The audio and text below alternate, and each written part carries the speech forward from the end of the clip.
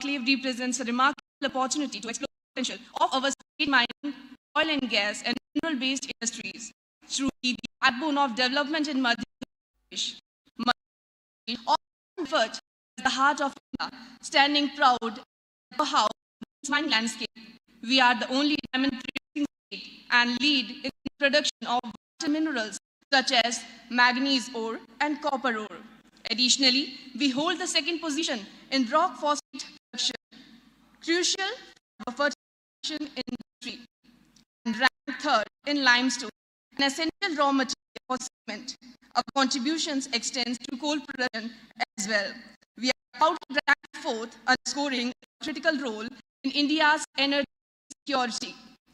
Madhya Pradesh Mining Conclave 2024 is a two-day event. Today, technical session encompassing digitization, exploration practices will be held in which domain experts share knowledge. Tomorrow, we will be discussing opportunities in the state, followed by a roundtable conference covering contemporary issues pertaining to industries. Prominent industries should also address gathering. During the conclave, discussions to facilitate setting up of mineral-based industries will also be held, which will give a power a long way in enhancing state revenue, job, and overall development of state. The sidelines of the conclave and showcasing mining products and latest technology used in mining and exploration activities is also met. The conclave will bring together industry leaders, entrepreneurs, subject experts, geologists, professionals, and other stakeholders of various states to share knowledge, discuss challenges, explore innovative solutions for the sustainable development of the mining sector. As we move forward today, let us unite the investment opportunities that Madhya Pradesh has to offer. May I now invite the dignitaries of the dais to come forward and join hands in lighting of lamp ceremony. In our Indian culture,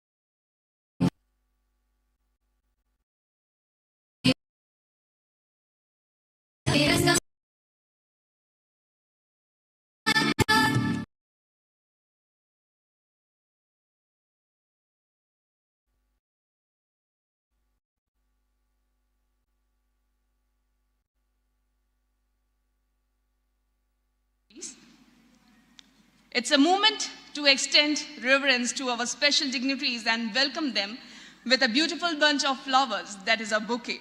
Now I would like to request Sri Anurag Chaudhary, Managing Director, Madhya Pradesh State Mining Corporation Limited, to welcome our chief guest. I would like to request Sri Anurag Chaudhary, sir, to please welcome our chief guest, Sri Anurag Jain, sir, Chief Secretary, Government of Madhya Pradesh. Please put your hand together. Dr. Pallavi Jain Govil, Director General of Hydrocarbons, Government of Madhya Pradesh.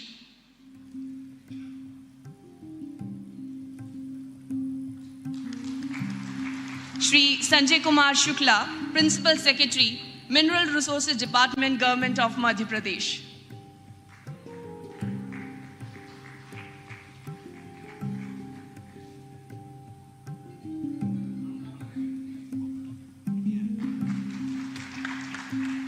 Shri Raghavendra Kumar Singh, Principal Secretary, Department of Industrial Policy and Investment Promotion, Government of Madhya Pradesh. Shri Indradev Narayan, CMD, MECL. Shri Rajiv Mehta, Partner, Deloitte.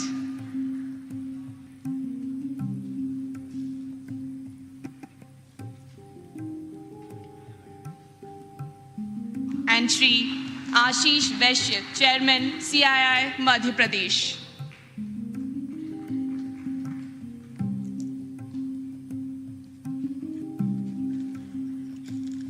Thank you so much, sir. Our revered dignitaries on the dais, senior officials from the echelon of Government of India, Government of Madhya Pradesh, delegates, stakeholders, friends from press and media, ladies and gentlemen, we are deeply appreciative of your kind presence and offer you our most grateful welcome in Bhopal, the city of lakes, and also in this beautiful Raja Bhoj Hall of Madhya Pradesh Tourism, Kushabao Thakre International Convention Center. Now for the welcome address note, I would like to call Shri Sanjay Kumar Shukla, sir, Principal Secretary, Mineral Resources Department, Government of Madhya Pradesh. Ladies and gentlemen, please put your hands together for Shri Sanjay Kumar Shukla, sir.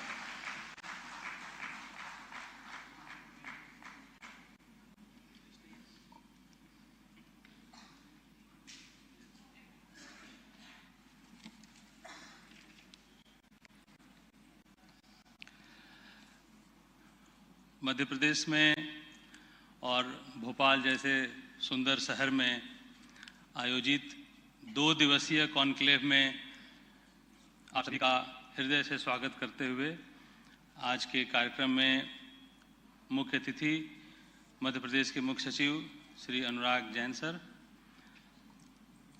Bharat सरकार में director general hydrocarbons Pallavi Jain Govil ji, Bharat सरकार के ही Mineral Exploration Corporation Limited के MECL के MD Shri Indradev Narayan ji, हमारे colleague, हमारे सहयोगी श्री राघवेंद्र सिंह जी जो प्रमुख सचिव हैं उद्योग विभाग के, हमारे नॉलेज पार्टनर और हमारे साथ मिलकर काम कर रहे हैं राजीव मेहता जी, CII मध्य प्रदेश के वर्तमान चेयरमैन आशीष वैश्य जी। तो मंच पर हमारे सभी सेक्टर के एक्सपर्ट और बहुत ही रेलेवेंट डिपार्टमेंट्स को हेड करने वाले ऐसे लोग बैठे हैं जिनसे हम सब एक दूसरे से सीखेंगे। इसके अलावा हमारे बीच में माइनिंग और जियोलॉजी सेक्टर के कुछ बहुत ही ख्यातिनाम, बहुत ही अनुभवी, बहुत ही दिग्गज यहाँ उपस्थित हैं। IIT तिरुपति से श्री अरुण, IIT धनबाद जो पहले इंडियन स्कूल ऑफ माइंस हुआ करता था वहाँ के मोहम्मद दानिश जी,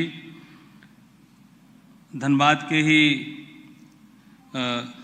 सहाद्र सिंह जी, श्रवण कुमार जी, इसी प्रकार से जियोलॉजी के क्षेत्र में यहाँ कई लोग जो आए हुए हैं बाहर से, मैं सबका नाम लेना संभव नहीं है, सब लोग यहाँ आए हैं, सभी का बहुत स्वागत करता हूँ।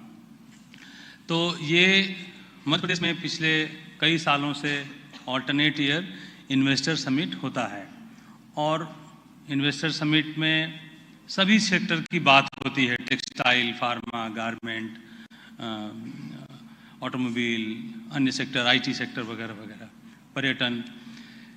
लेकिन जैसे बहुत सालों से अपने देश में कुछ सेक्टर ने अपनी अपनी एक प्रैक्टिस सेटअप की है, जैसे दिल्ली में ऑटो शो होता है, बेंगलोर में कुछ एग्जीबिशन होता है, वैसे ही मध्य प्रदेश माइनिंग के क्षेत्र में एक आगे बढ़ता हुआ राज्य है। तो हमारे मुख्यमंत्री जी ने ऐसा निर्देश दिया कि माइनिंग के लिए अलग से कॉन्क्लेव करें, जिससे हम केवल माइनिंग सेक्टर में जो संभावनाएं हैं रोजगार पैदा करने की और देश के GDP को आगे बढ़ाने की, उन दोनों पे बात हो। इसके साथ ही ऐसे कई एलिमेंट और मिनरल हैं जो रेयर अर्थ कहलाते हैं या प्रीसियस मेटल कहलाते हैं, उसमें उनके वैल्यूएशन के अलावा देश की जो स्ट्रेटजिक डिफेंस सिस्टम है, स्पेस टेक्नोलॉजी है और कई प्रकार के और भी जो हमारे स्ट्रेटजिक सेक्टर कहलाते हैं अनेक कारणों से, उनमें हम कैसे योगदान दे सकते हैं। जैसे ईवी की बात चल रही है, तो ईवी के लिए बैटरी चाहिए, कुछ अन्य कॉपर चाहिए, लिथियम चाहिए। तो ऐसे भी जितने भी इस प्रकार के सेक्टर हैं, उनमें माइनिंग कैसे कंट्रीब्यूट कर सकता है, ये आज उस पर हम लोग बातचीत करेंगे। तो 2 दिन के सेक्टर में आज ज़्यादा बातचीत होगी तकनीकी विषयों की, जिसकी शुरुआत होगी एक्सप्लोरेशन, सर्वे और उसे फिर उसकी कई स्टेजेस की ट्रायल टेस्टिंग होती है, फिर तब जाके वो कमर्शियल उसमें कन्वर्ट होता है। फिर उसमें ये भी देखना है कि फॉरेस्ट का नुकसान कम से कम हो, पर्यावरण पे हम सस्टेनेबल तरीके से माइनिंग करें, ये सब सारे एस्पेक्ट है। तो ये नॉलेज शेयरिंग आज हमारा काफ़ी होगा।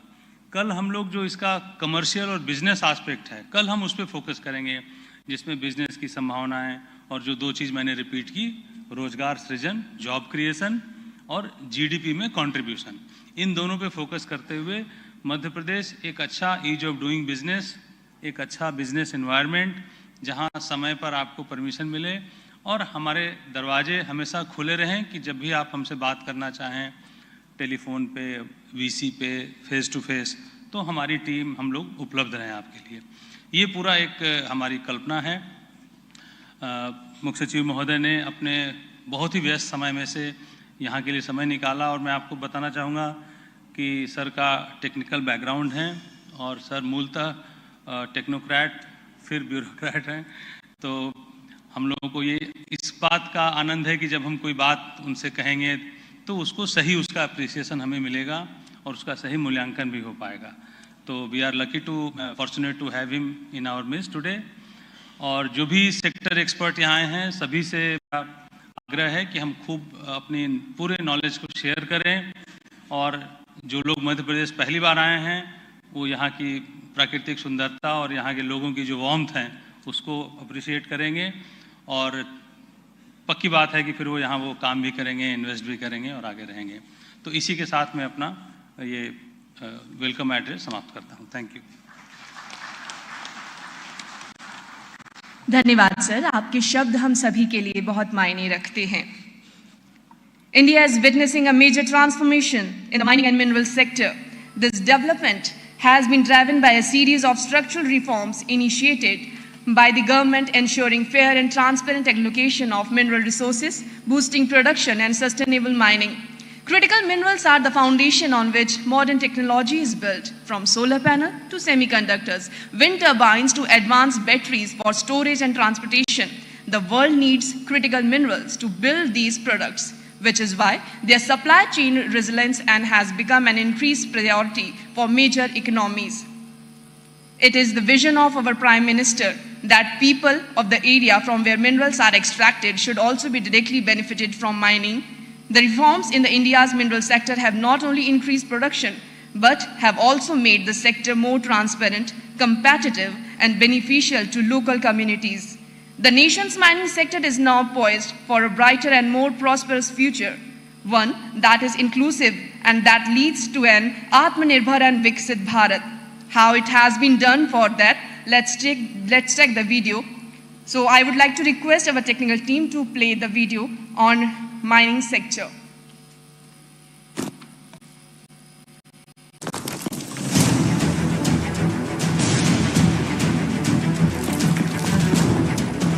मध्य प्रदेश, जिसे भारत का हृदय कहा जाता है, देश की खनिज संपदा में एक महत्वपूर्ण स्थान रखता है। हमारा राज्य देश का एकमात्र हीरा उत्पादक राज्य है एवं विभिन्न खनिजों के उत्पादन में अग्रणी स्थान रखता है।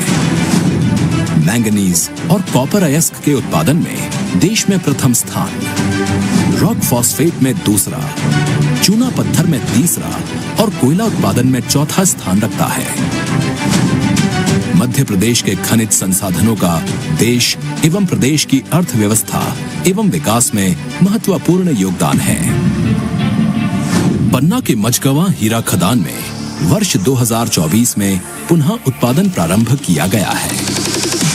यहां से प्रतिवर्ष लगभग 1 लाख कैरेट हीरा उत्पादन का लक्ष्य है। साथ ही छतरपुर के बंदर हीरा ब्लॉक, जिसमें 32.2 मिलियन कैरेट का भंडार है, नीलामी के लिए तैयार किया जा रहा है। मध्य प्रदेश में स्थित मलांज खंड खदान भारत की सबसे बड़ी कॉपर अयस्क खदान है, जहां से प्रतिदिन 5,000 से 10,000 टन कॉपर अयस्क का उत्पादन किया जाता है। ये खदान भारत के कुल कॉपर अयस्क भंडार का लगभग 70% हिस्सा रखती है। ये खदान देश के कॉपर अयस्क उत्पादन का प्रमुख स्रोत है।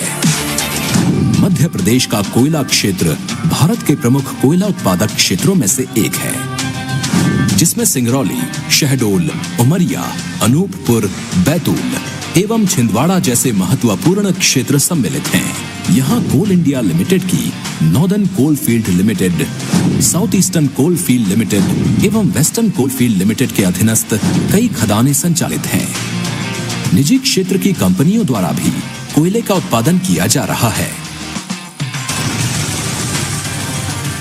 इनमें सिंगरौली जिले की सासन कोयला खदान भारत की बड़ी निजी क्षेत्र की कोयला खदान में से एक है, जो कि अपने विशाल खनन उपकरणों एवं उत्पादन के लिए जानी जाती है, जो राज्य एवं राज्य की ऊर्जा की आपूर्ति में महत्वपूर्ण योगदान निभाती है।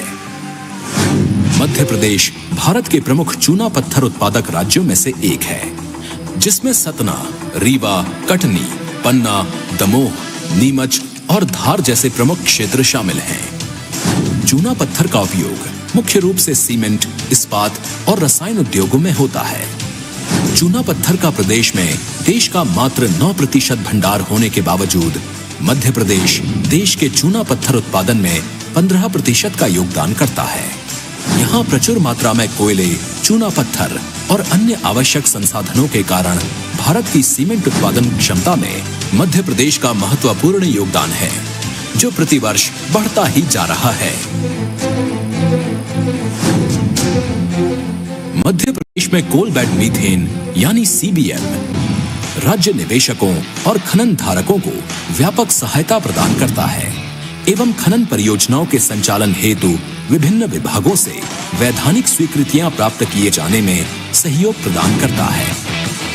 राज्य की प्रचुर संसाधन, अनुकूल नीतियों और मजबूत बुनियादी ढांचे के साथ मध्य प्रदेश खनन उद्योग में निवेश और विकास के असीमित अवसर प्रदान करता है।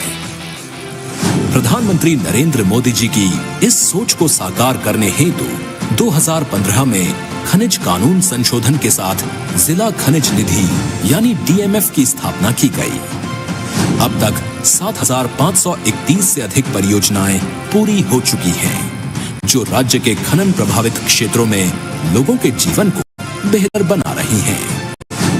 मध्य प्रदेश का खनिज संसाधन विभाग खनिज ब्लॉक नीलामी में भी अग्रणी रहा है। आज की दिनांक तक प्रदेश में 78 खनिज ब्लॉकों की सफलतापूर्वक नीलामी की गई है। वित्तीय वर्ष 2022-23 के लिए मध्य प्रदेश को देश में खनिज ब्लॉकों की नीलामी में प्रथम स्थान प्राप्त हुआ। राज्य को जुलाई 2022 में भारत सरकार द्वारा मुख्य और गौण खनिज नीलामी के लिए प्रथम पुरस्कार भी मिला है, जो राज्य के खनिज संसाधन प्रबंधन में उत्कृष्टता का प्रमाण है।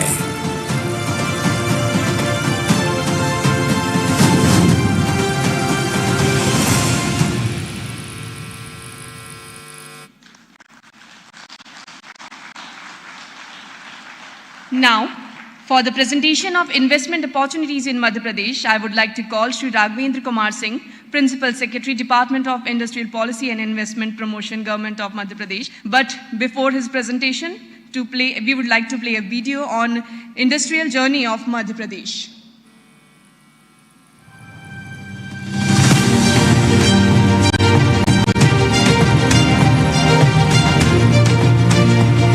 India, on track to become the world's third largest economy, with GDP crossing $5 trillion under the visionary leadership of Honorable Prime Minister, aspires to reach its goal of becoming a $30 trillion economy by 2047. The state of Madhya Pradesh has taken a lead in fulfilling his bold vision of Vikasit Bharat by 2047, while also accomplishing Chief Minister's vision of Vikasit Madhya Pradesh. Madhya Pradesh is home to over 112 industrial zones, 7 smart cities and 14 proposed greenfield industrial areas. The state has a well-developed multimodal transportation system, including a robust road network of more than 5 lakh plus kilometers and enhanced air connectivity with 5 major airports at Bhopal, Gwalior, Indore, Khajuraho and Jabalpur, making it future ready. With a strong focus on education and skill development, Madhya Pradesh offers a well-equipped talent pool that serves as a major driver of growth in the region. Madhya Pradesh offers an ecosystem where businesses thrive, where the presence of investor-friendly policies, single window clearances and transparent governance make it an ideal investment destination. These efforts aim to create employment opportunities, enhance quality of life, and significantly contribute to India's economic growth, aligning with the vision of Vikasit Bharat, Vikasit Madhya Pradesh. Painting a canvas of progress and economic expansion, we are doubling our efforts with Regional Industry Conclave in Ujjain, Jabalpur, Gwalior, Sagar,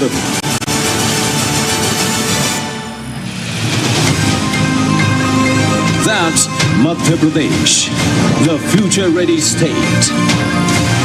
Be a part of shaping the future. Invest in Madhya Pradesh and unlock endless possibilities. Join us at the Invest Madhya Pradesh Global Investors Summit, February at Bhopal.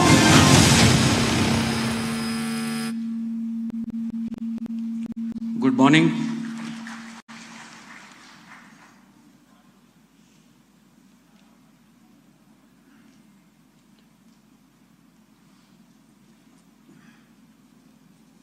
Madhya Pradesh, which is a state which can be termed as a diamond state.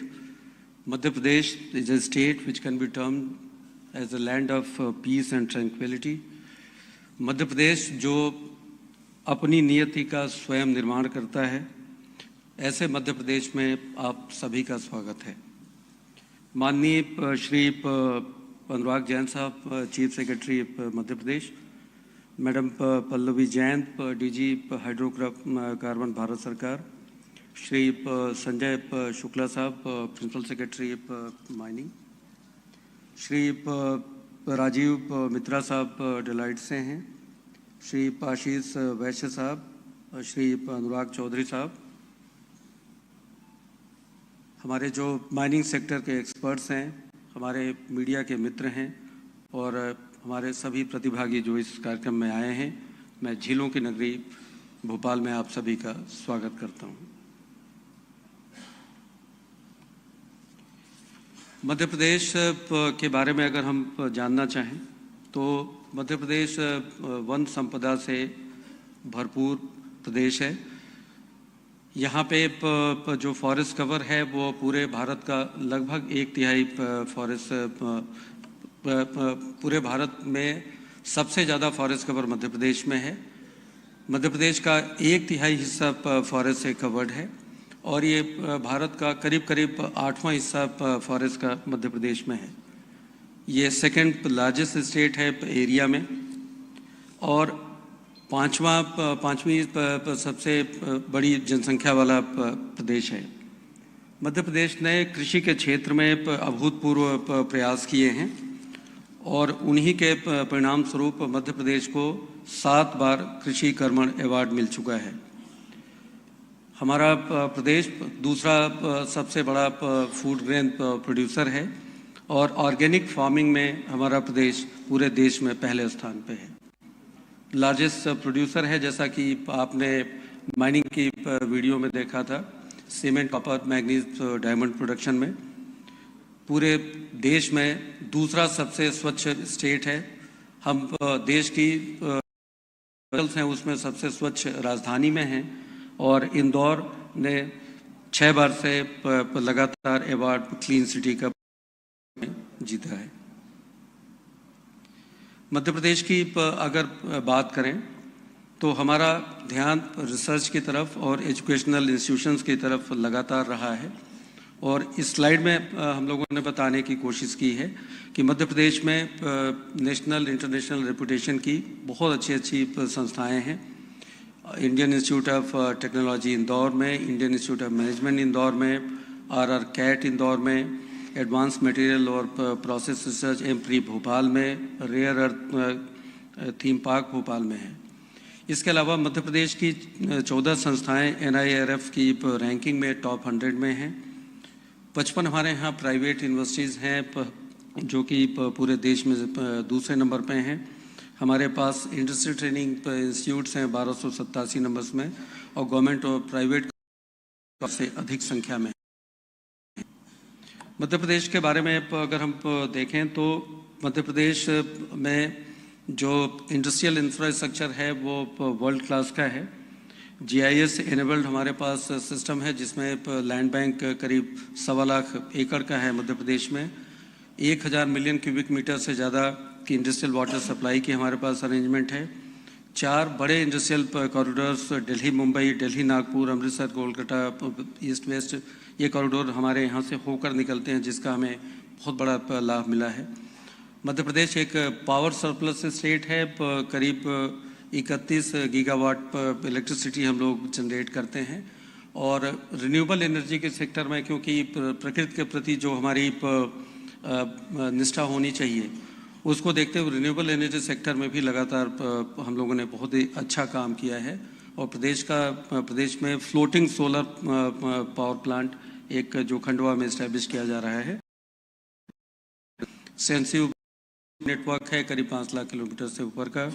5 airports हैं, बहुत जल्दी एक और airport Rewa में और बाद में दतिया में भी शुरू होने जा रहा है। 6 इनलैंड कंटेनर डिपोज हैं जो कि मध्य प्रदेश में हैं। मध्य प्रदेश ने लगातार ईज ऑफ डूइंग बिजनेस में जो business reforms action plan Bharat सरकार का बना था उसमें लगातार कड़ी मेहनत करके अपने प्रयासों से बहुत अच्छा करने का प्रयास किया है। हमारे यहाँ आप देखेंगे कि हम बहुत सारी इंडस्ट्रीज़ को 3 साल का एग्जेम्पशन देते हैं कि उनमें किसी प्रकार का कोई इंस्पेक्शन और बहुत तरह के अप्रूवल्स डीम्ड अप्रूवल्स की तरह से रहें, उसके हम लोगों ने प्रयास किए हैं। हमने बहुत सारे जो कंप्लायंसेस जो सिटीजन्स को और इंडस्ट्रीज़ को करने थे उनको हमने कम करने की कोशिश की है। बहुत सारी ऐसी धाराएं जो कि हमारे अलग अलग नियमों में और एक्ट्स में थी उनको डीक्रिमिनलाइज करने के जिसको कि आपराधिक न समझा जाए ऐसा पूरे देश का पहला स्टेट है जिसने लेबर केस मैनेजमेंट सिस्टम की शुरुआत की है।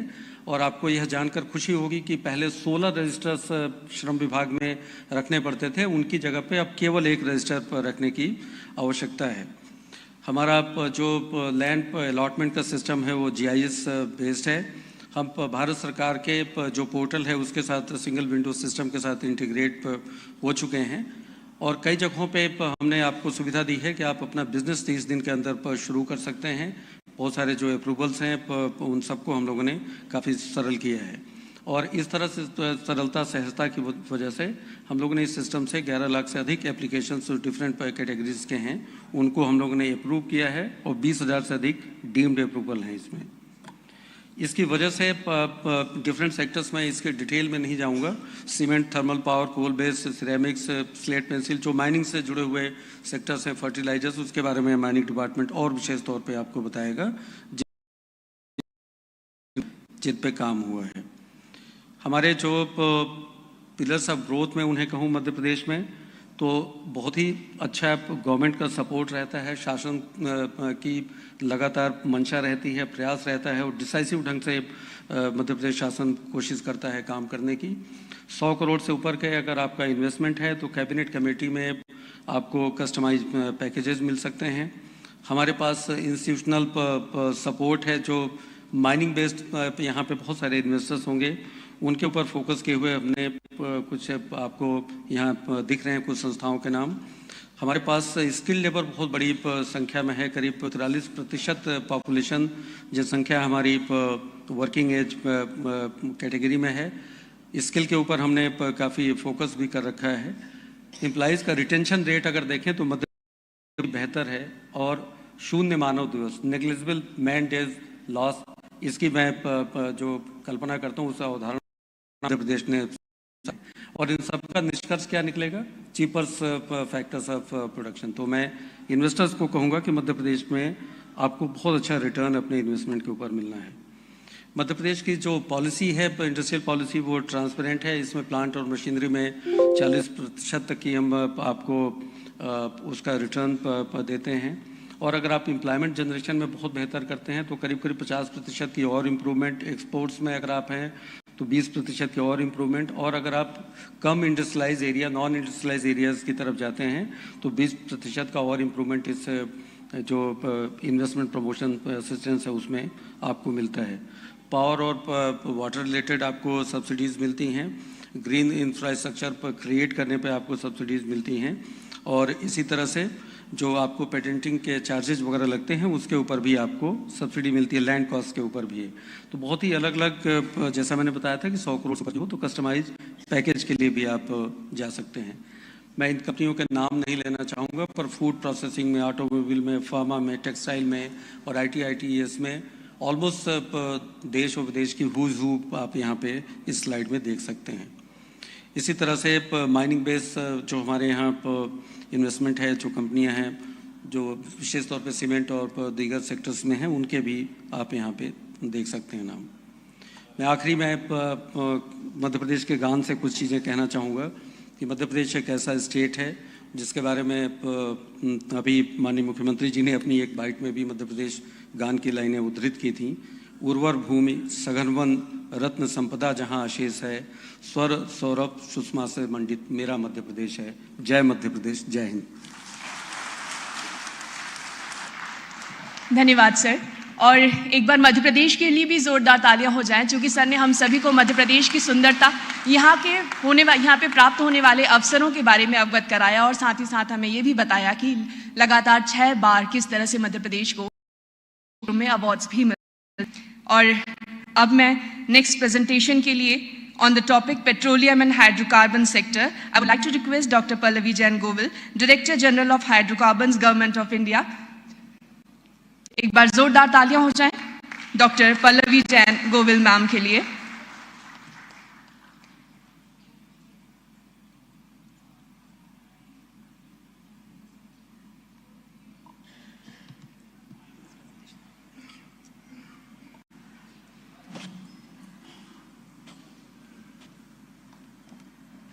Good morning, everyone. Respected Chief Secretary of Madhya Pradesh, Shri Anurag Jain sir, my colleagues, Shri Sanjay Shukla ji and Shri Raghavendra Singh ji, senior officers and dignitaries on the dais, and all the invitees for this mining conclave, a very good morning to all of you. Namaskar. It is a proud privilege to come back to my home and have this opportunity to share with you the role of hydrocarbons in India's development, as well as to focus on the prospects of the development of hydrocarbons in Madhya Pradesh specifically. So I shall be brief and I shall not go into details in all the slides that my office has assiduously prepared. However, I will try to walk you through the policy which Government of India has put in place, as well as how we can do what we can do specifically for our state. So the hydrocarbon policy has evolved over the past more than 100 years into what it is today. There has been since the discovery of hydrocarbon oil first at Digboi. After that, there has been first, initially after independence, the nomination rounds for which for nearly 35 years there was the exploration was given to our national oil companies, ONGC and Oil, and I'm happy to have representatives from our national oil companies also present for this conclave. Thereafter, when the private sector started coming in, so then there has been successive round of liberalization and ease of doing business has been brought in from what is called the pre-NELP, which is the pre-new exploration license policy, to the NELP regime, which is the new exploration license policy, wherein there used to be production sharing contracts. But then since 2016, a new policy was introduced, which is called the HELP, or the revenue regime. And this is a successive ease of doing business measure of the government.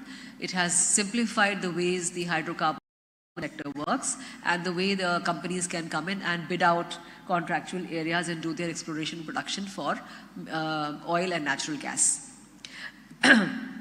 There's also the DSF policy, which is the Discovered Small Fields policy, which basically aims that if the national oil companies are not able to exploit to the fullest potential the discoveries which they have made, they can give it over to the government, and the government can then offer it to other investors who would be willing to come and invest, specifically because the exploration has already happened. The proof of the oil or gas is already in place. So that is the DSF policy under which we are seeing very good results. And under this also there is the coal bed methane window, which is specifically relevant to Madhya Pradesh. So this is basically just telling you that in the nomination regime, acreages were given to ONGC and oil. And then under the PSC regime, which was brought in the 90s, we got 28 contracts awarded, most of them to, again, an ONGC and oil, however, some to private players. Successively now, in the HELP policy in the last few years, we have awarded 85 contracts, 3 DSF rounds of bidding have happened, 144 blocks have been awarded, and 8 open acreage licensing policy blocks have been awarded under the revenue sharing contract regime. Under the open acreage licensing policy, it's a very beautiful kind of a policy in which any prospective investor can look at our digitized database of the Indian exploratory basins, carve out their own requisite block, and give a expression of interest for it, for which they get some incentive when the final bids happen. So I will skip over the old policy and come to the current one. What I would like to point out to you in this slide is that when the deregulation, new domestic gas pricing guidelines were brought in 2014, the HELP policies I just mentioned was brought in, and government invested a lot on hydrocarbon resource assessment study, through which we have a very good idea of the presence of oil and gas in India's sedimentary basins. This was in 2017. Now we are in the process of redoing the hydrocarbon resource assessment so that we can give a much up-to-date picture to potential investors on what lies in the subsurface of the earth in India.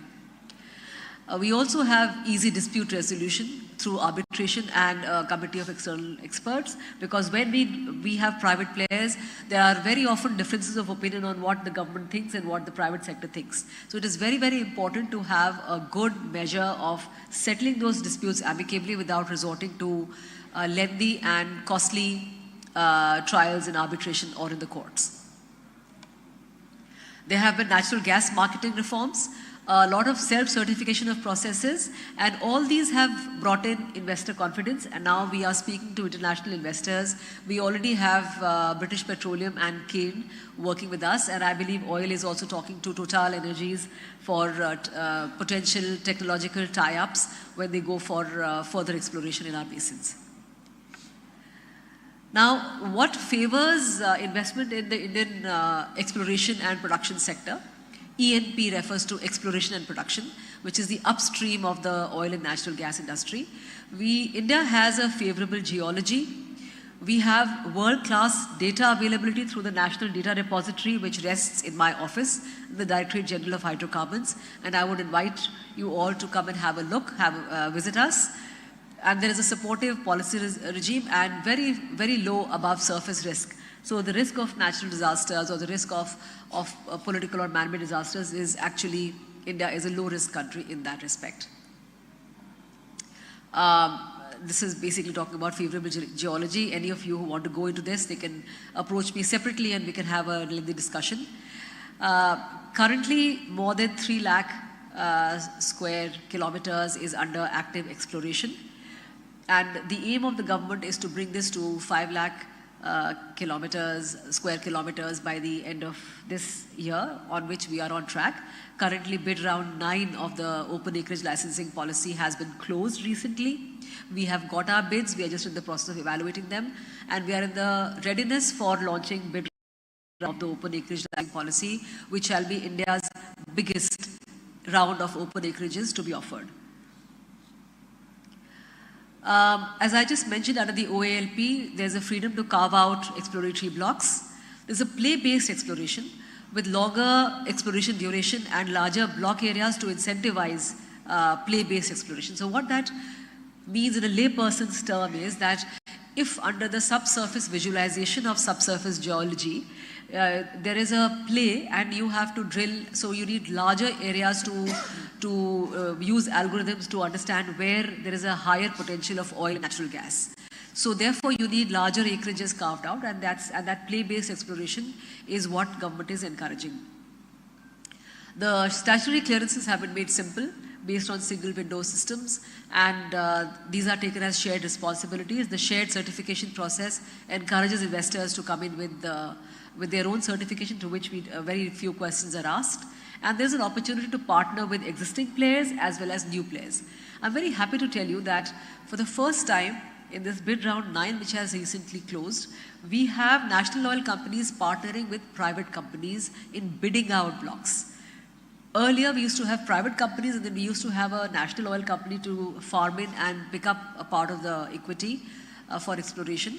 But now they're actively bidding together, which is a very big step forward.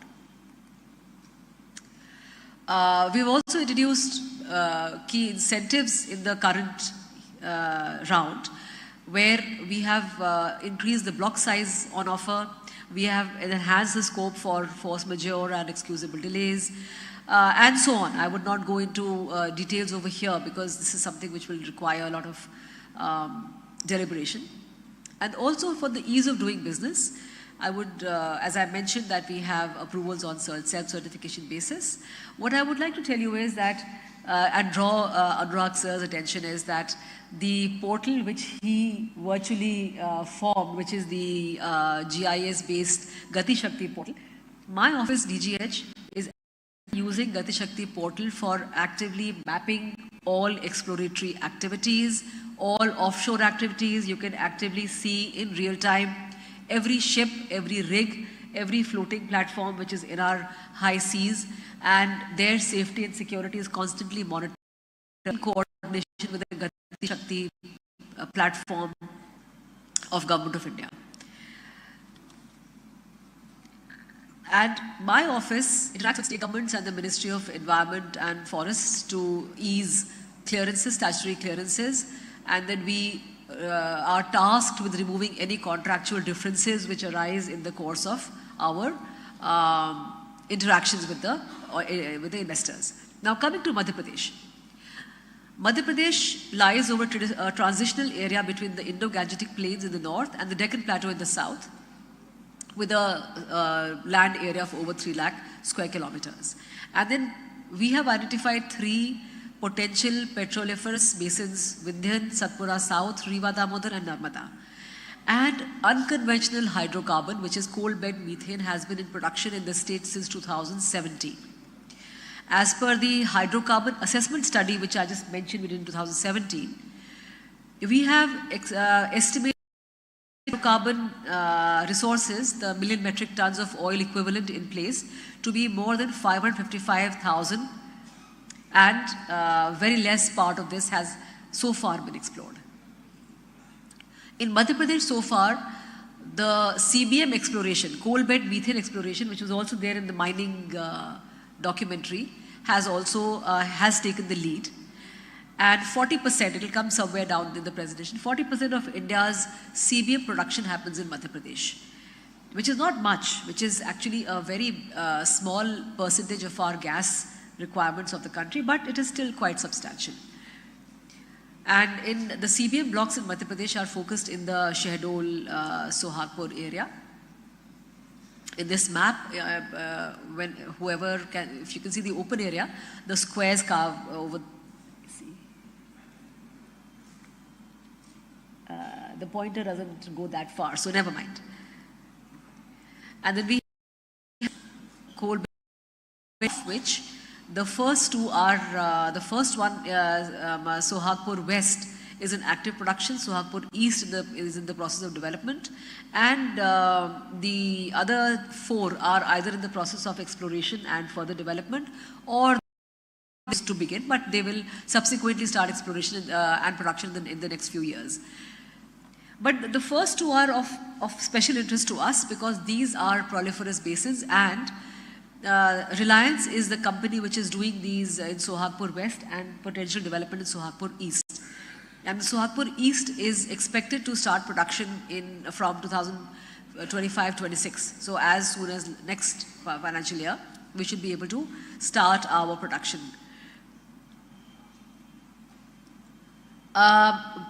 Before I go on to the actual production over here, these figures I think I can skip.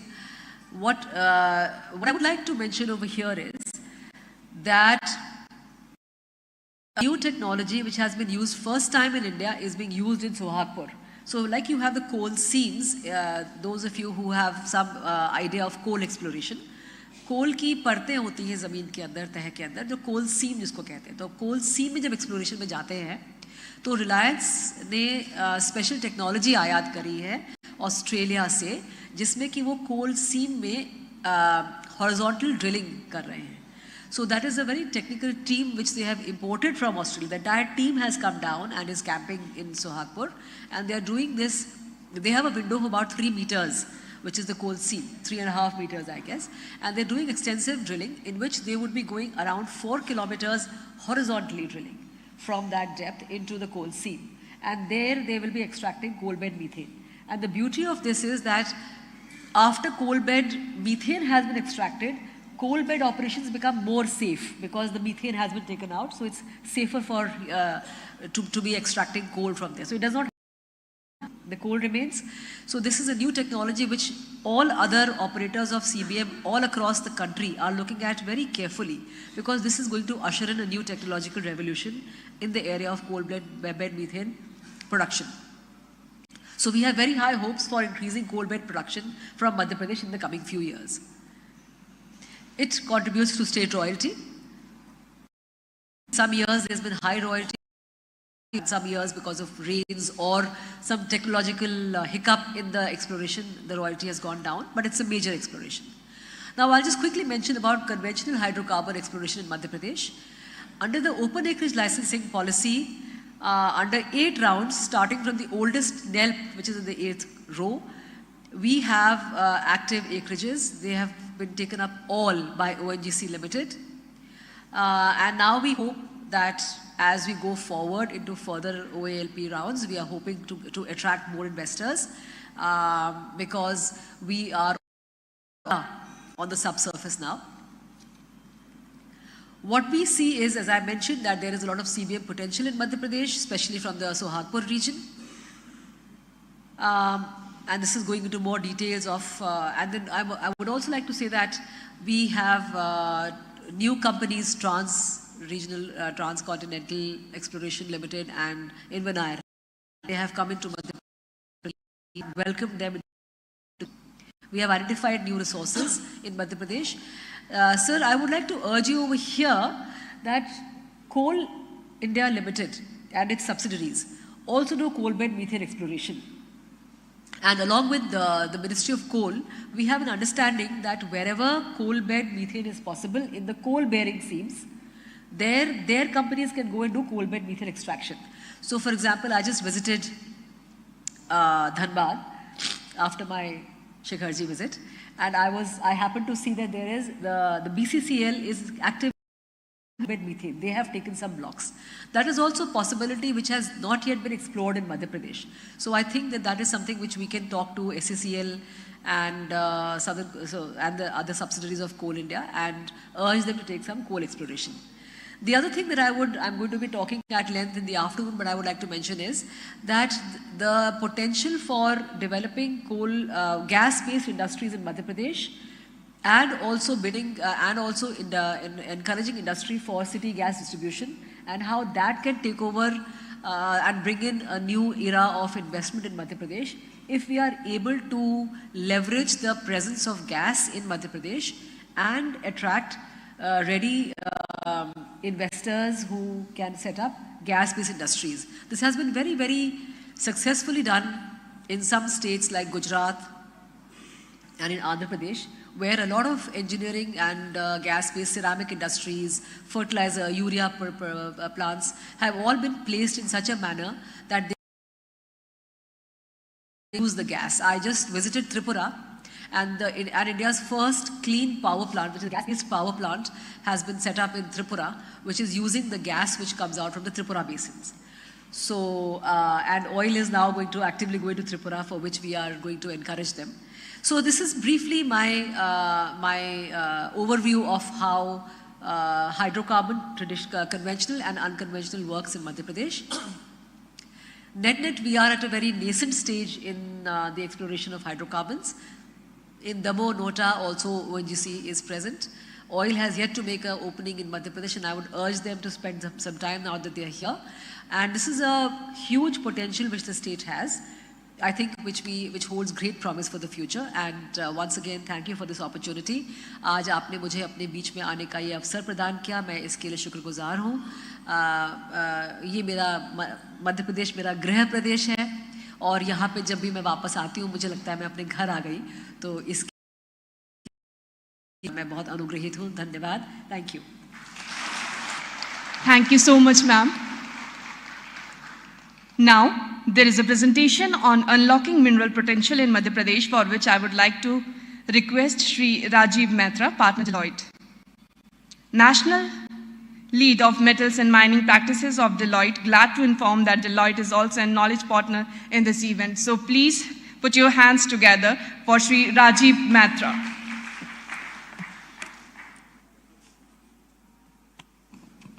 Good morning, ladies and gentlemen over here. Dignitaries on the dais, Shri Anurag Jain ji, Shri Sanjay Shukla ji, Shri Raghavinder Singh ji, Dr. Pallavi Jain, Shri Anurag Chaudhary, and other dignitaries of the dais, delegates. It's a great privilege to be here amongst all of you, and thank you for this opportunity. Deloitte is indeed extremely proud and excited to be the knowledge partner for this MP Mining Conclave, the first of its kind, and of course, wishing many going forward. So what I want to talk about it over the next 10 to 15 minutes is the mineral potential of Madhya Pradesh as a state. Before that, I'd like to mention about all of us know that India is the only bright spot in the global economy today. I mean, we're seeing a lot of conflicts across geographies. We are seeing countries having hyperinflation. So for example, I was going through some of the data. Some of the countries like Argentina today have annual inflation of 237%. And of course, there are, and in the country, 55% of the population is under poverty. But if you look at the Indian trajectory, India has been, remarkably making progress in global economy. And we soon would become the third largest economy. Today, we are a $4 trillion, almost a $4 trillion economy. And various estimates say that India would become close to $10 trillion in the next 7 to 8 years, and 30 trillion is the desire or ambition by 2047. And in terms of areas, clearly I think many trends we are seeing. Of course, the entire focus in manufacturing and the focus on energy. So energy transition and focus on energy, increased access to energy is going to be an important area for Indian, I would say, industry and as well as the people. Interestingly, India, per capita consumption of energy in India is almost 1/10 to 1/12 of US. That means every Indian consumes energy in a year, which a US citizen consumes in a month. Similarly, if I look at the food, if I look at some of the other consumption areas also, India is much behind, so there is a lot of potential. For example, steel, the per capita consumption of steel in India is almost 100 kgs, global average is close to 230 to 50 kgs. Clearly, I think that those are areas.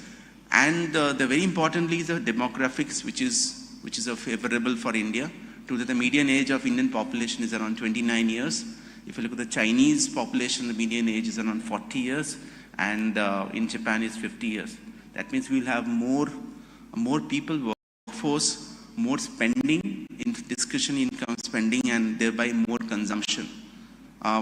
Interestingly, there was a report which came out a few weeks back, which says the Gen Z population in India today, which is around 25% of India's population. The Gen Z population, the spending today is around 43% of India's spending in terms of the consumption that the people are having. And today this is almost a $1 trillion spending annually, and this is becoming a $2 trillion in the next 7 to 8 years. Clearly a lot of spending is happening in India, and with a bipolar and a multipolar world, where we are looking at the China Plus One strategy, more exports, more manufacturing, more offshoring that will going to happen, and more digitization, etc. And if I look at all these areas, clearly there are 5 or 6 key sectors that are going to be the sectors of tomorrow. One is, of course, energy transition, and energy is going to be a key sector. The second is infrastructure. So much of spending on infra.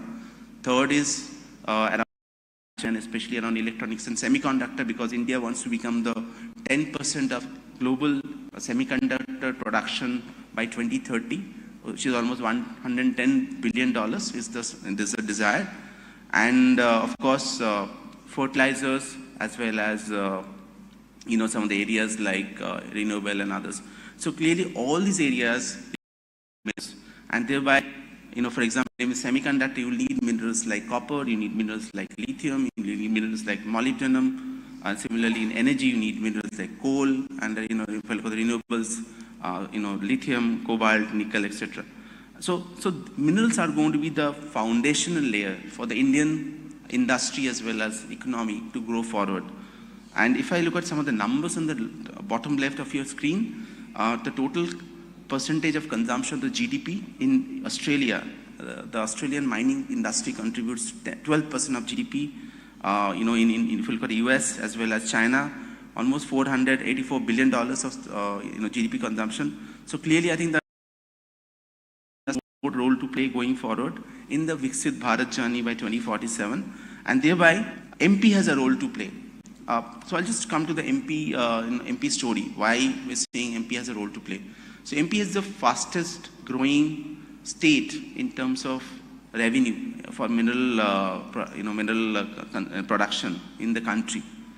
The contribution of mining sector in MP is around 2.6%. India, but very interestingly, if I look at some of the minerals, I think the previous speaker spoke about minerals like copper, minerals like manganese, minerals like rock phosphate, MP and coal. MP ranks in the country. And if I look at on the right hand side, the chart, if you see the revenue of mineral states, Odisha is of course, we are looking at Odisha to kind of catch them pretty soon, but MP is probably just a state for mineral revenue in the next 2 to 3 years. That's the ambition that we have. And with so many minerals, so many reporting mines, 263 operating mines in MP, the largest number of blocks under exploration, the highest in India, which is 78 blocks were auctioned, which is the highest in India again. I think this is very much possible going forward. Now let's paint the picture of how we should achieve this dream, and especially some of the minerals that. So if you look at the chart, so this is the MP, and I would say this in terms of minerals, so many minerals there, and very high-end minerals, critical minerals. But also on the right-hand side, if you see some of the data points, it says that copper, MP has 9.87% of reserves to resource ratio in India versus MP is 31%. Clearly, we are outperforming, but we have way to go. Coal, manganese, rock phosphate, graphite, etc. Rock phosphate, why it's important going forward? Because there's a lot of focus on fertilizers, and there's a lot of imports happening of potash and others. So clearly the Indian government is looking at reducing imports, thereby promoting, operationalization of mining and rock phosphate in India and phosphorite, which MP has a lot of minerals in the state. Again, the graphite is another mineral. Share of India's resources is around 6.22%. Will grow up because there are lot many districts in MP which have a lot of graphite, but and as well as the reserve to ratio is around almost zero. So we need to look at that. So these are the minerals of potential, and there are many more.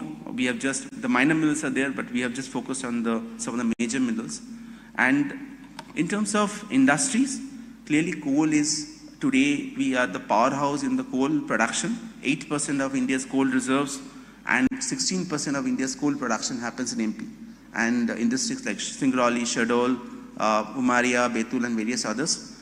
There are of course opportunities. The government generated almost 4,000 in FY24 in terms of revenue. And with auction mines soon to produce 25 million tons per annum, 6.8 million tons of expansion of blocks in the progress, this number will grow up significantly.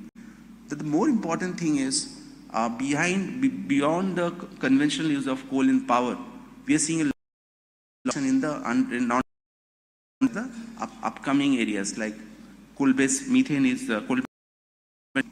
People are looking at underground coal gasification is something that we should look at. Gasification as a whole, there's a lot of focus. The government has also come out with a viability gap funding. There are incentives in the auction blocks for gasification. So clearly we're seeing that those things happening going forward. In terms of critical minerals, looking at rock phosphate and graphite. Rock phosphate, we have a lot of rock phosphate in districts like Jhabua, Chhattisgarh, Sagar, etc. And there are 6 blocks which have been auctioned recently, which is the highest, one of the blocks with the highest FPO, which is 320%. And downstream industry, the fertilizers, water treatment, food and cosmetics, all these are relevant.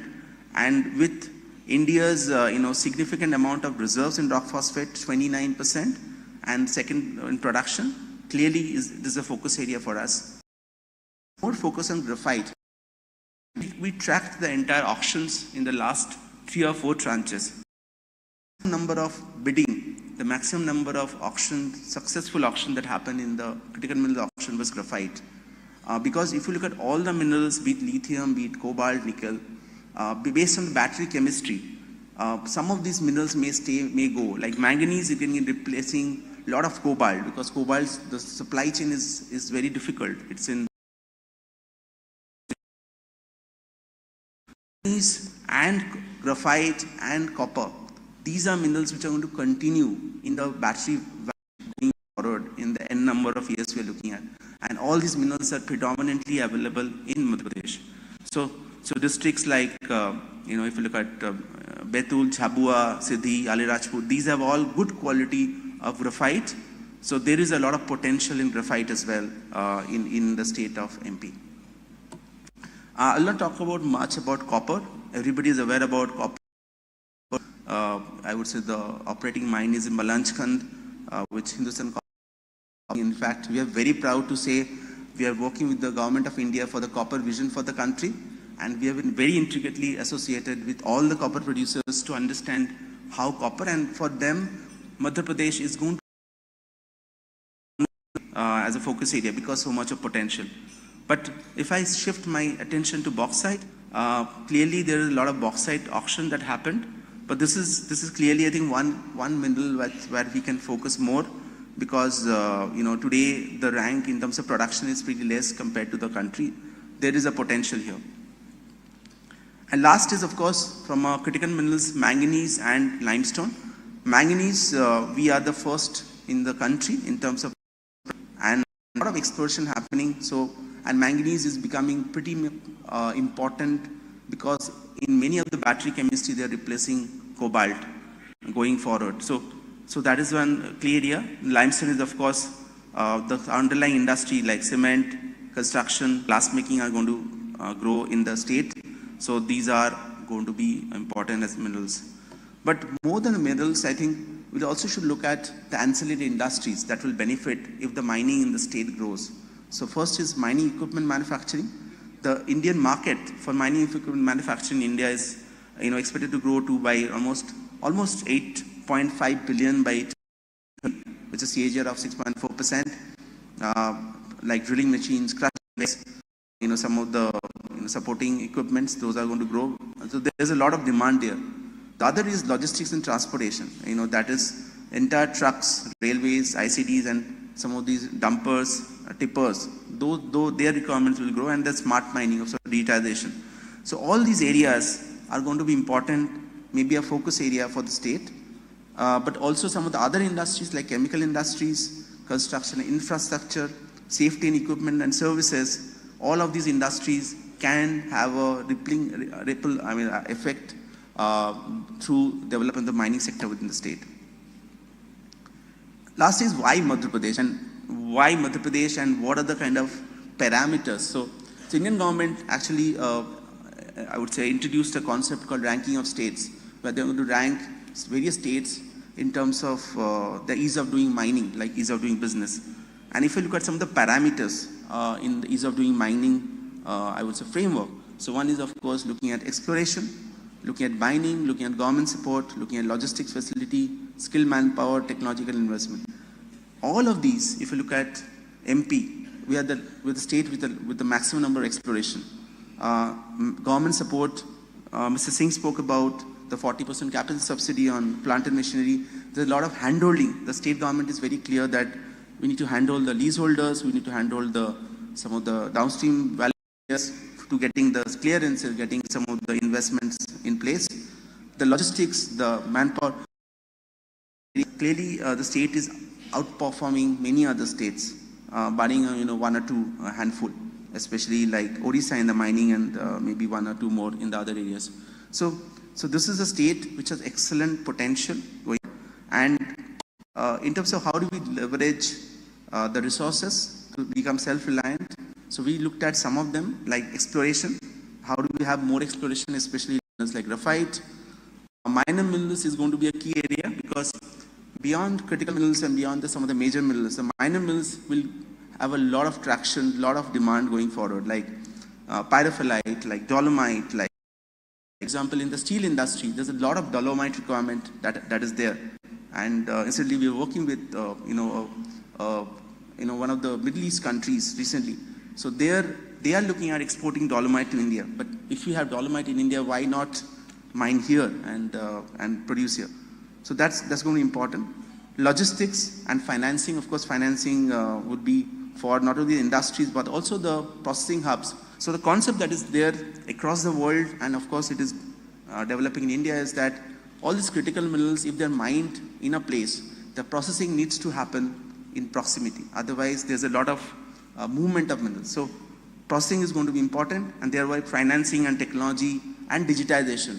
How do we digitize the entire mining ecosystem within the state? How do we digitize all the minerals? The land banks are going to be important for this state to prosper and become probably #1 state in India from a mining point of view.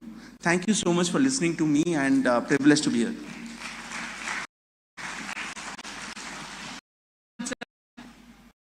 For one more presentation on a very important topic, which is smart technology for mine safety and fleet management. May I request Sri Vikram Kevai, Director, CMT, GSC Technology Research Park, India.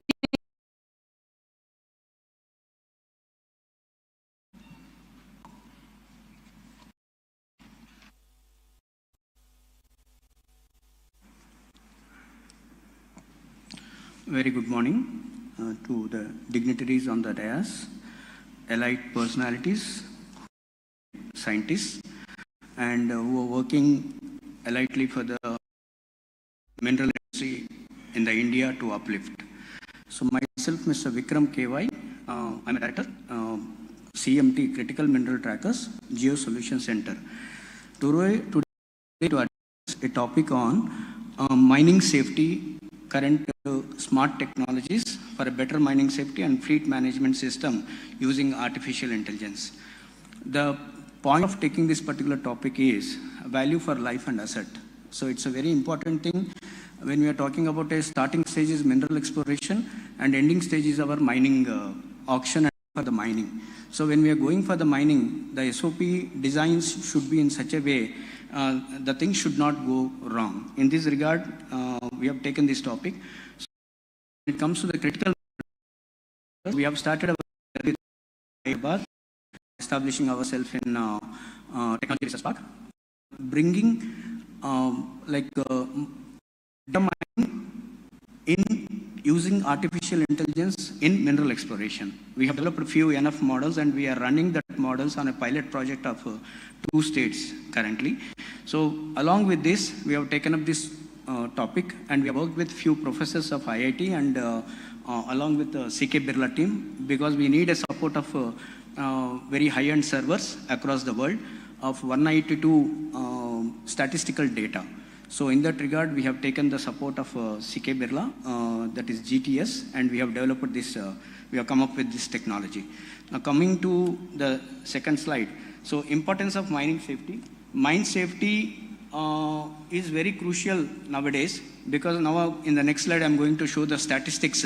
What is the current mine safety which is going across for the values and asset. So now with the DGMS is responsible for the implementation of enforcement of the Mine Act 1952. The current technologies which we are using is IoT and smart sensors, drone technology, vehicle tracking system, and proximity warning systems, and ventilation, monitoring and control, geotechnical monitoring, slope stability radar.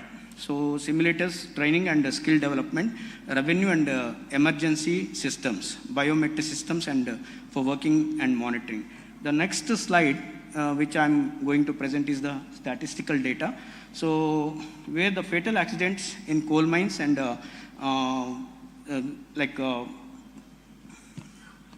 serious accidents in coal mine and yearly cause-wise fatal accidents. So this is the statistical data which is showing in the current system as per the data of the government. So in the next slide, we are going to concentrate immediate impacts, what exactly is happening, and economic impacts, environmental consequences, psychological impacts, and regulatory and compliance issues. Now, this is the mine safety using digitization, advantages, real-time hazard detection, predictive maintenance, enhanced training and improved decision making, and monitoring compliance with safety regulations, emergency response, optimization, cost reduction. So this is the digitization when it comes to the mine safety by using the latest technology, by using artificial intelligence. So the next slide would be our mine safety system, how exactly the digital solution. So 360 degrees collision audience system. Now I'll show this particular technology in the video form.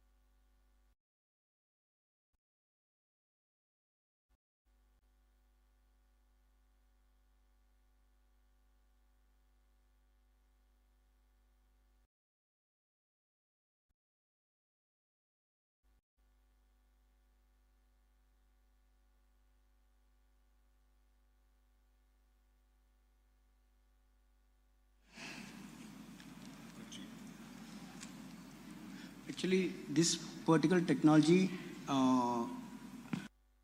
is the safety of the trucks, accidents in the mine, and especially for the 360 degrees system. Now, I can present video.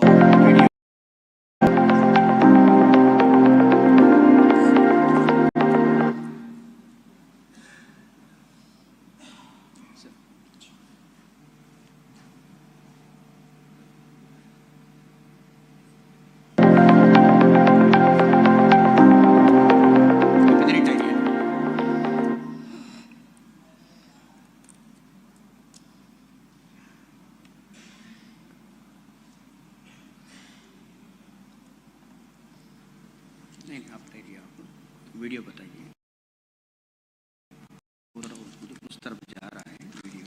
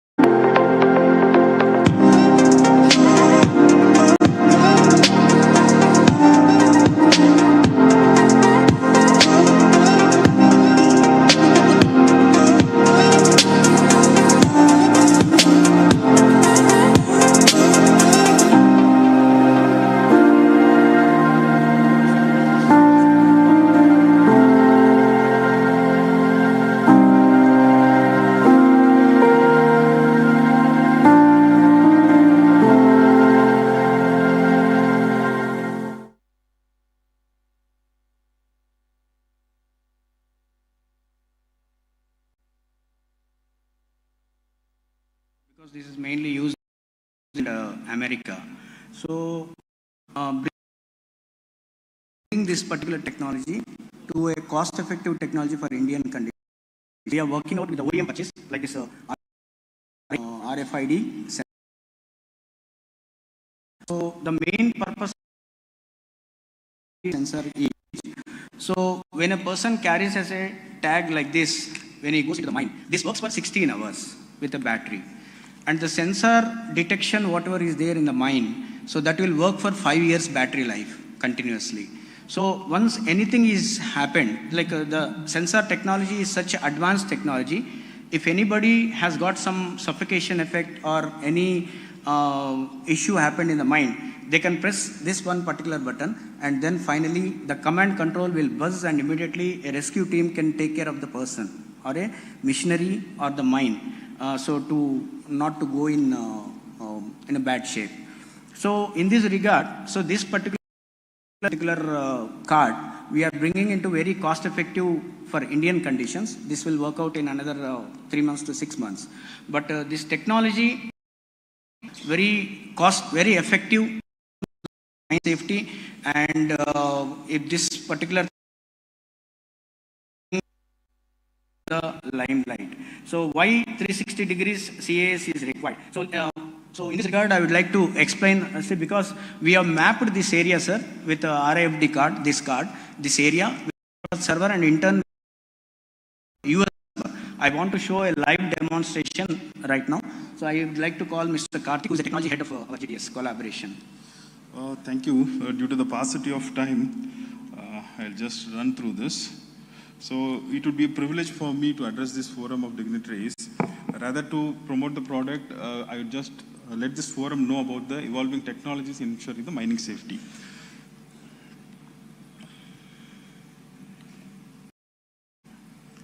Yeah. I'll close this, sir. Yes. Yeah.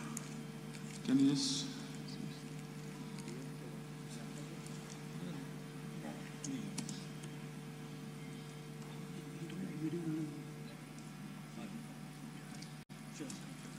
So for the safety of human life and for the assets, we have actually will tag it on a geo layer, and then with this RFID device, both the life of the person who's working at the mine and the asset will be clearly monitored, and the visual command center can take proactive action if there is a risk encountered. So with this, I close this session, and thanks for the opportunity for me to present this before you. Thank you. Thank you, sir. Thank you on the behalf of CMT GSC, IIT Hyderabad. Thank you, sir. Thank you so much, sir. And now it's time to invite our special guest of today's program, our chief guest, for whose address we all were waiting. With a huge round of applause, please welcome Shri Anurag Jain, Chief Secretary, Government of Madhya Pradesh.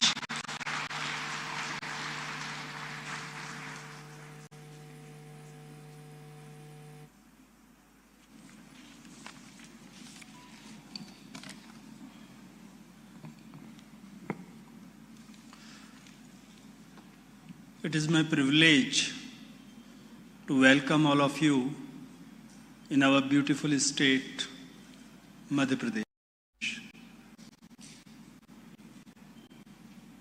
ये मुझे chief secretary का charge लिए अभी मात्र 15 दिन भी नहीं हुए हैं, but I was born and brought up in this state, मेरा अपना राज्य है। मुझे बहुत खुशी हो रही है आप सब लोगों को आज इस हॉल में देख के।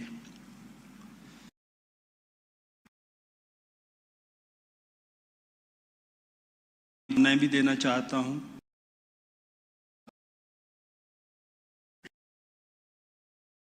आप बैठे हैं, ये 100 साल से पुराना हॉल है और इसके बहुत उपयोग चेंज हुए। मुझे याद है कि पहले जब ये विधानसभा होती थी मध्य प्रदेश की, उसके बाद इसके रेस्टोरेशन का डिसीजन लिया और जब इसको रेस्टोर तो हमें विश्वास नहीं हुआ। पहले जब विधानसभा बन गई थी 100 साल के ऊपर, करते करते अलग अलग समय में ये पूरा वाइट पेंट दिखता था, चूना पोता जा चुका था इसके ऊपर कम से कम 10 इंच, और ये करीब पिछले 12-15 साल पुरानी बात है कि उसका पूरा रेस्टोरेशन किया गया और ये ओरिजिनल आर्ट वर्क आज से जो 110-115 साल पहले किया गया है वो खूबसूरत चीज़ आपके सामने है। एनीवे, ये तो रेफरेंस में कि आप कहाँ बैठे हैं और आज की बात, बट आई मस्ट कॉम्प्लीमेंट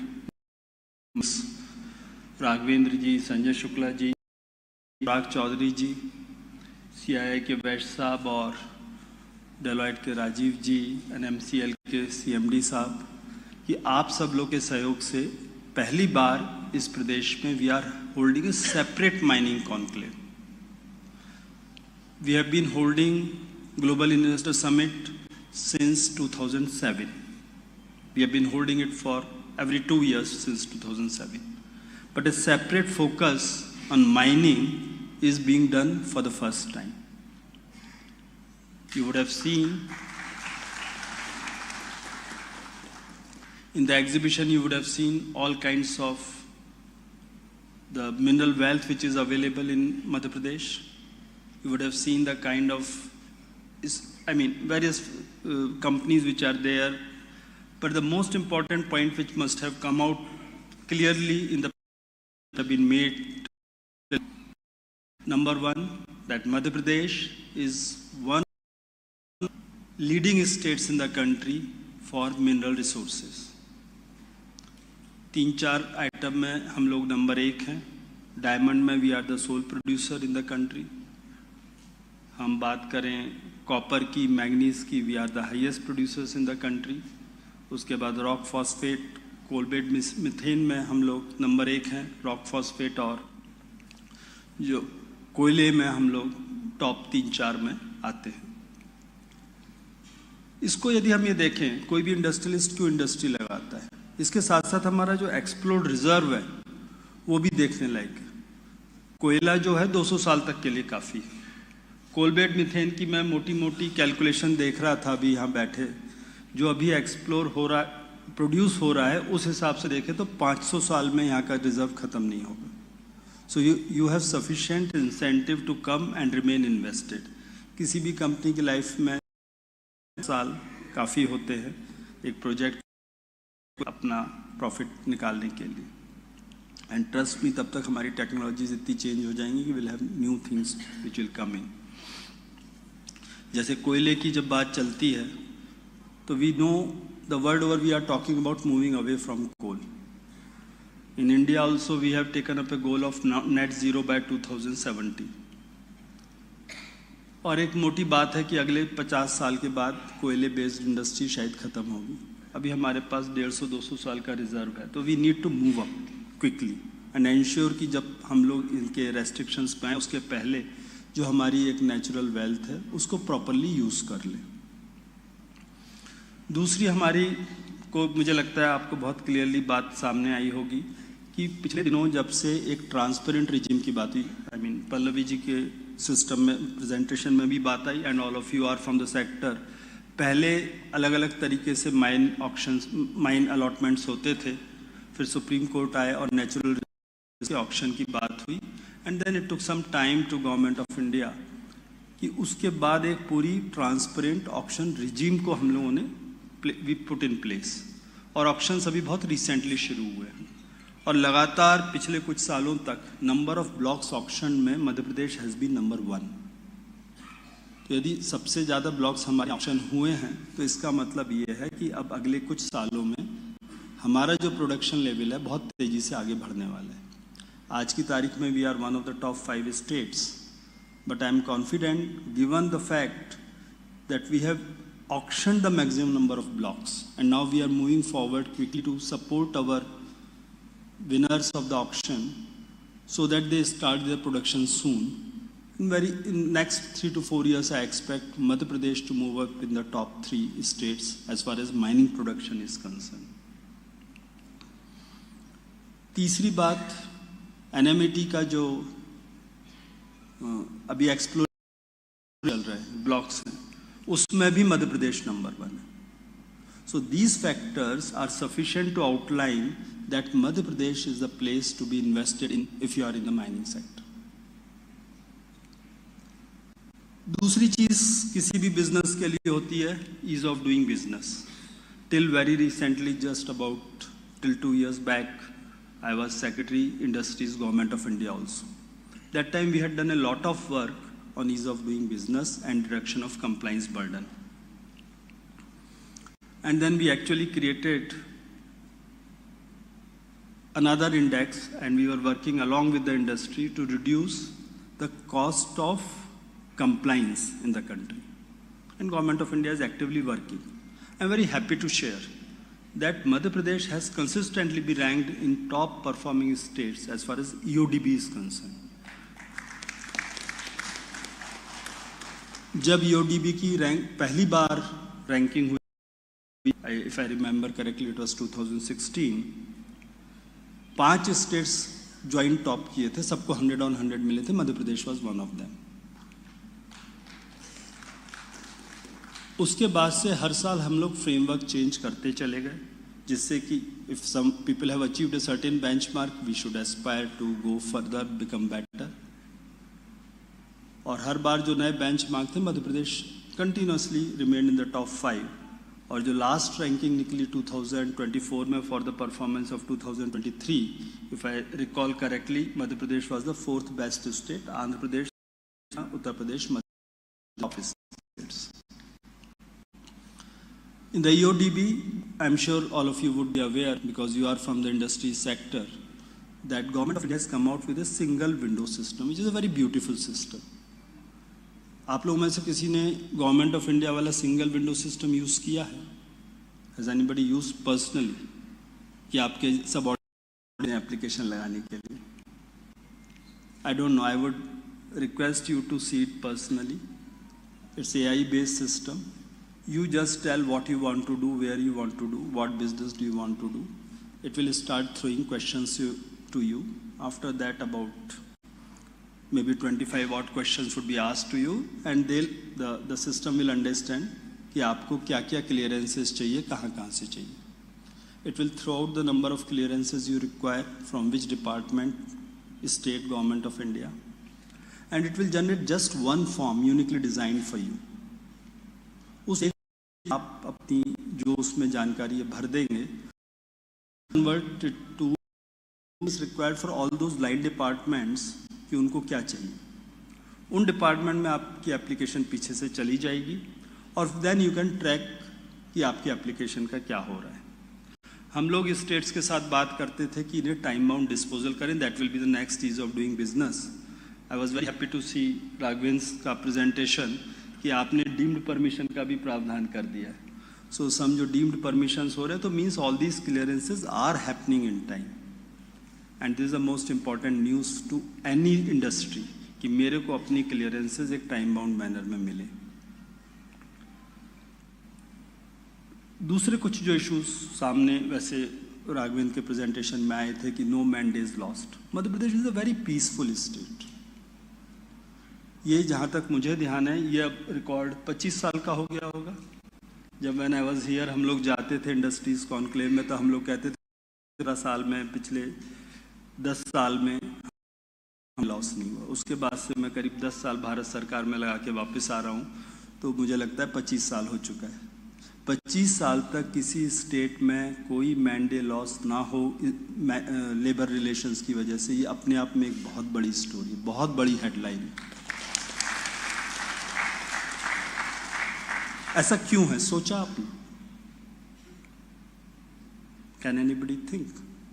मध्य प्रदेश के लोग एक बहुत ही डिफरेंट किस्म के लोग होते हैं। बाकी राज्यों में आप जाइए, इफ यू रिकॉल 1956 जब states were reorganised, it was on linguistic basis or certain things were there, but whatever was left out in between, Madhya Bharat, Mahakaushal, Vidarbh, Siranj, Gwalior, जो बीच में बच गया उन सबको इकट्ठा करके मध्य प्रदेश कर दिया। तो पहले से ही जब मध्य प्रदेश का फर्स्ट रीऑर्गेनाइजेशन के बाद जब बना, तो it was like a cosmopolitan state कि हर आदमी हमारा है, वो उस प्रकार की बाहर की बात नहीं थी। ये जितने लोग बाहर से आके बसे हैं मध्य प्रदेश में, शुरुआत में for certain reasons Madhya Pradesh से इवन सिविल सर्विसेज में ऑफिसर्स का सिलेक्शन बहुत कम होता था। One thing I can tell you inside story कि this is probably the only cadre जहाँ ये पूछता भी नहीं कि कौन इनसाइडर है कौन आउटसाइडर है। अदरवाइज बाकी सारे कार्डर्स में बात होती है कि ये आदमी इनसाइडर है तो इसको ये वाली पोस्टिंग दो, ये आदमी आउटसाइडर है तो इसको ये वाली पोस्टिंग मत दो। मध्य प्रदेश में ऐसा कुछ नहीं होता क्योंकि number of Insiders was very limited. And जैसे मुझे ध्यान है, एक हमारे जो पूर्व मुख्यमंत्री थे वो कहते थे कि जिस प्रकार से शक्कर में चीनी मिल जाती है वैसी इस प्रदेश की तासीर है, बाहर के लोग आके यहीं बस जाते, कोई बाहर मध्य प्रदेश आने के बाद बाहर नहीं जाना चाहता। इसके अलावा about you think of water, we are a water surplus state in the sense कि we have already reserved sufficient water for industry. Line से पूरी नर्मदा नदी आई डोंट नो आप लोगों को इसको स्टोरी पता है कि नहीं। Narmada is considered as the most pious river in the country. हमारे ऋग्वेद में लिखा हुआ है कि यमुना जी में 7 बार नहा लो तो आपको पुण्य पाप धुल जाते हैं, गंगा जी में 1 बार नहा लो तो पाप धुल जाते हैं, नर्मदा जी के दर्शन मात्र से आपके सारे पाप धुल जाते हैं। नर्मदा नदी पर पूरी एक सीरीज ऑफ डैम्स बन चुकी है और जो थोड़े बहुत जगह बची हैं, बिल्कुल शुरुआत में अमरकंटक के किनारे वहाँ पे भी डैम्स बनाए जा रहे हैं। तो we have sufficient water. This interesting statistics, I don't know whether it holds true for now or not, आज से 25 साल पहले की रिसर्च है। गंगा जैसे it comes from the glaciers, तो there is a ratio of maximum water से summer flow. तो summer flow is of the maximum water which Ganga runs through, peak से मिनिमम फ्लो का। But in case of Narmada ji it is 12%. Why? In spite of not having any glaciers. That is because of the rich forest we have it. Narmada जहाँ से निकलती है उसके आसपास इतना rich forest है कि कंटिन्यूसली जिंदगी भर उसमें पूरे साल भर पानी रिस रिस के आता रहता है। तो वो रेशियो जो है वो गंगा जी से भी ज़्यादा है, तो अब सफिशिएंट पानी हमारे पास है। Fortunately we are blessed with the solar energy also. तो सोलर एनर्जी में हाईएस्ट इंटेंसिटी राजस्थान और गुजरात में है, उसके बाद the next highest intensity of the solar energy is in Madhya Pradesh. And Madhya Pradesh is known for its innovation. मुझे ध्यान है कि मध्य प्रदेश में जब रीवा अल्ट्रा सोलर प्लांट बोलते हैं ना इसको, उस समय I was in Delhi, ultra mega solar ultra, everyone was so surprised in Delhi कि हाउ कैन इट बी, पूरी दुनिया में कहीं बिड करा लो तो 3 रुपए की बिजली आती थी, Rewa was bid for 1.97। Reason was the way the project was developed. उसको प्रॉपर करके जो इंडस्ट्रियलिस्ट था उसका रिस्क को कम कर दिया गया। अभी we are taking a very huge drive, huge campaign in the state. हमारे जितने एग्रीकल्चर फीडर्स हैं उन सब के पास डिस्ट्रीब्यूटेड सोलर जनरेशन हो तो हम अपने किसानों को दिन के टाइम बिजली दे पाएँ। मुख्यमंत्री जी ने जब मैं शुरू में ज्वाइन किया था तो जो प्रायोरिटी बताई थी, तो कल ही we had a very good meeting with the bankers, agriculture and renewable energy, ये सब मिलके एक कैंपेन शुरू करेंगे। एक दूसरा इनोवेटिव काम किया जा रहा है कि हम लोगों ने अपनी मैपिंग की उत्तर प्रदेश के साथ, और उनकी एनर्जी रिक्वायरमेंट और हमारी एनर्जी रिक्वायरमेंट आर कॉम्प्लीमेंट्री, तो उनको एक कॉमन प्रोजेक्ट बनाने की बात की। तो कहने का अर्थ ये है कि हम लोग सफिशिएंट एनर्जी जो है अभी, but looking into the future, we are moving continuously in that direction that we will continue to remain the energy surplus state. मुझे ध्यान है हमारे देश में सबसे पहला जो 24/7 बिजली देने वाला राज्य बना था वो गुजरात था, और गुजरात के बाद दूसरा राज्य जो बना जहां 24/7 बिजली थी वो मध्य प्रदेश था।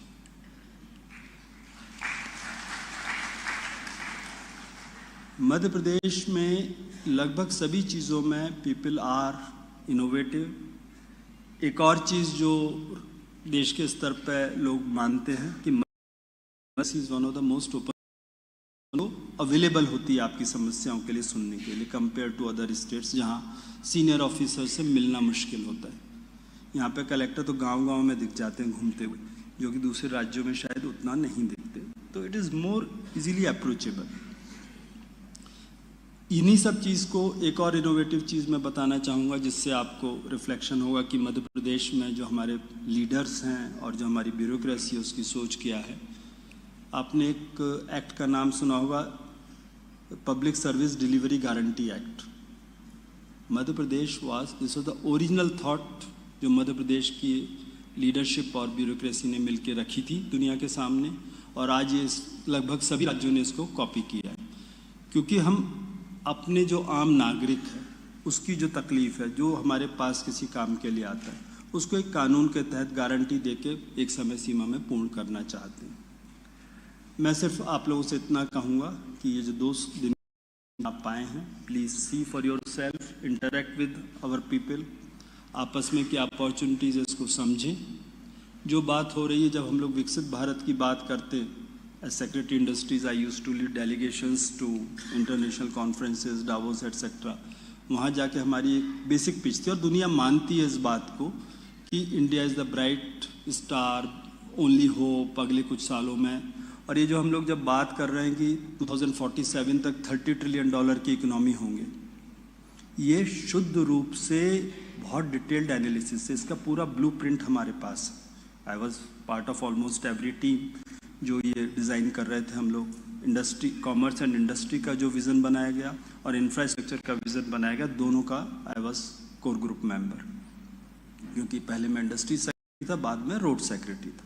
It is based on sound analysis of what we are doing, और कंटिन्यूसली इट इज़ एक्सपेक्टेड कि हम 7 से 8% पे ग्रो करते रहेंगे अगले 25 साल तक। जो सारे पैरामीटर हमारे रिसोर्सेज हैं उनको देखते हुए, पॉलिसीज़ जो जिस प्रकार से अभी रखी गई हैं, 4% इन्फ्लेशन लिया, 1% डेप्रिसिएशन ऑफ विज़ावी डॉलर हुआ, तो in dollar terms $30 trillion, actual में $32-33 ट्रिलियन के करीब फिगर आती है, which is a realistic assessment. तो इसलिए $30 का वो रखा। अब $30 ट्रिलियन के हिसाब से आप पर कैपिटा इनकम और ये सब लगा लीजिए, तो एक बहुत बड़ा के अंदर एक्सपोर्ट तो है ही, पर इंडिया के अंदर भी है, और मध्य प्रदेश उसके सेंटर में लोकेटेड है। सेंटर में लोकेटेड है तो लॉजिस्टिक कॉस्ट आपकी पूरे इंडिया में माल बेचने में मोस्ट ऑप्टिमाइज्ड होगी if you are situated here. तो यहाँ के मिनरल्स को यूज़ कीजिए, यहाँ के माइनिंग में आइए, मिनरल बेस्ड इंडस्ट्री यहीं की यहीं लगाइए। आई एम श्योर कि you would not like to lose this opportunity. इस समय लोग ये बातें कि you will be a loser if you don't fund, you are not part of India's growth. मैं कहूँगा you will be a loser if you are not part of India's growth story and Madhya Pradesh growth story. Thank you.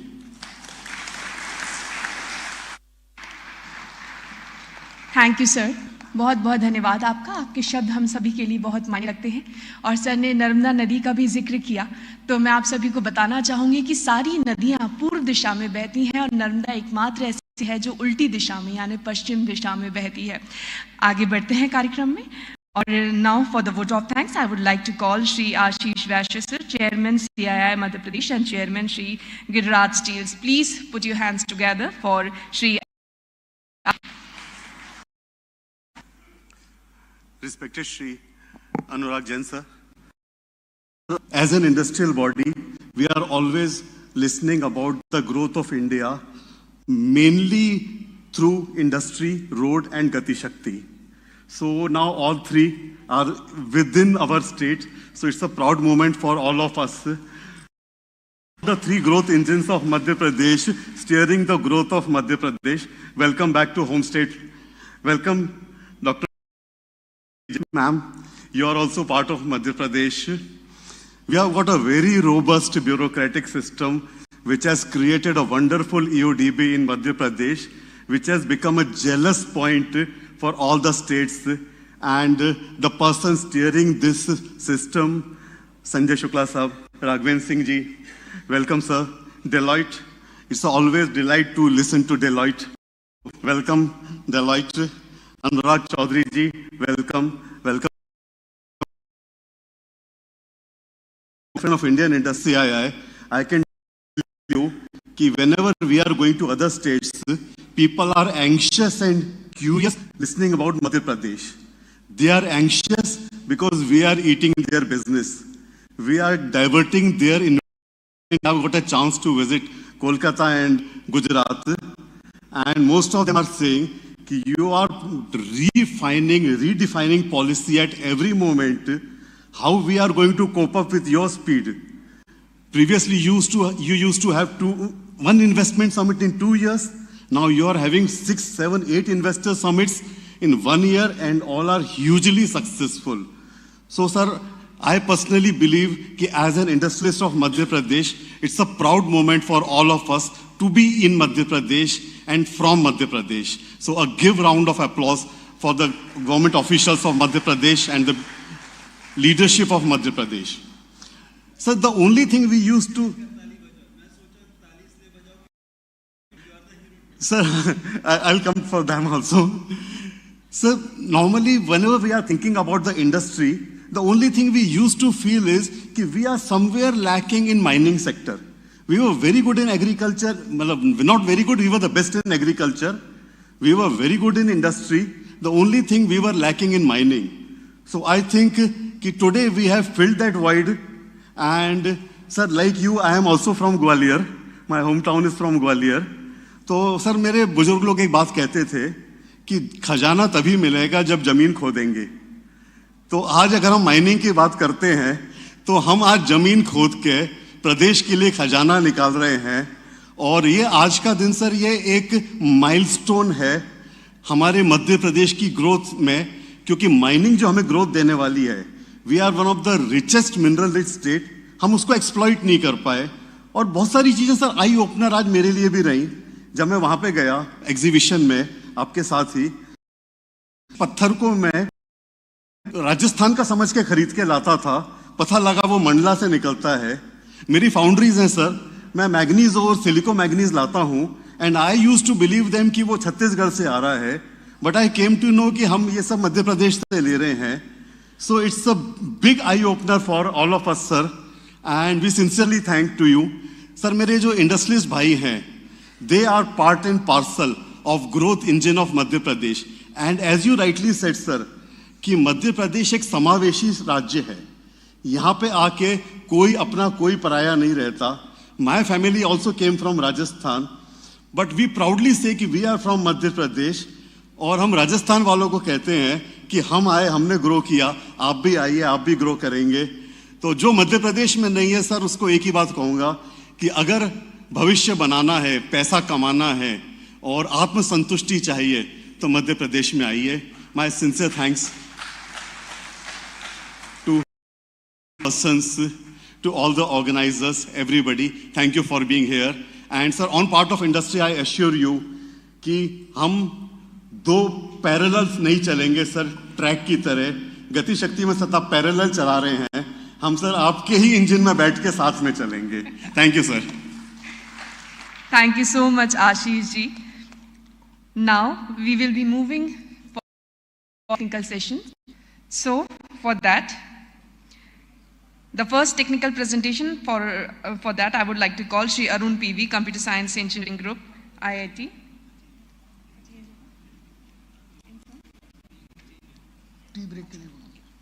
So there's a change. यहाँ पर हम एक tea break के लिए रुक रहे हैं. We are stopping here for a tea break. So everybody is requested to please take tea. Thank you so much. And after that, we will meet here only for the technical presentations.